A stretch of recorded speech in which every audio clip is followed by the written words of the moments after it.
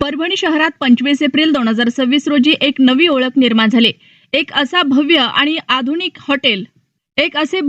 आधुनिक हॉटेल जो लक्झरी सुविधा आणि शानदार वातावरणाचा नवा केंद्रबिंदू ठरत आहे. आपण बोलत आहोत हॉटेल ऑर्बिट बद्दल, जिथे मोठ्या उत्साहात आणि जल्लोषात पार पडला भव्य शुभारंभ सोहळा. या खास प्रसंगी उद्घाटन करण्यात आले परभणीचे लोकप्रिय खासदार यांच्या शुभ हस्ते.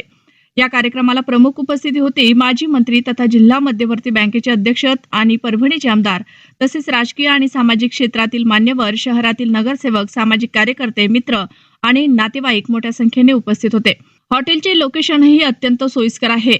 SBI बँकेच्या पाठीमागे आणि BSNL कार्यालयाच्या शेजारी, म्हणूनच शहराच्या मध्यवर्ती ठिकाणी असलेले हे हॉटेल सर्वांसाठी सहज पोहोचण्याजोगे आहे.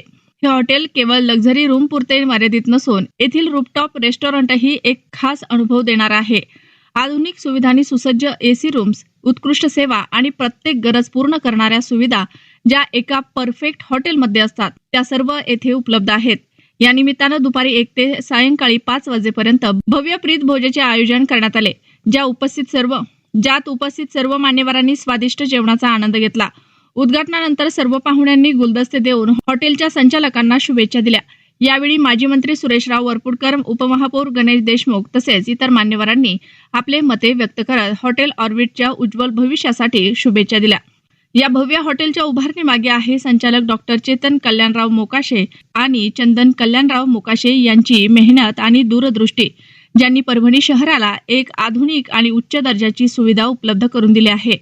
हॉटेल ऑर्बिट आता फक्त एक हॉटेल राहिलं नाही, तर परभणी शहराची नवी शान बनत आहे, जिथे प्रत्येक पाहुण्याला मिळेल आराम, सुविधा आणि एक अविस्मरणीय अनुभव. ऑर्बिट होटल का आज उद्घाटन हुआ है. डॉक्टर मोकाशे जी और उनके भाई चंदन मोकाशे जी, उनकी पूरी फैमिली बहुत अच्छे तरीके से ये होटल प्राइम लोकेशन में हुआ है. उसको शुभकामनाएं हम देते हैं.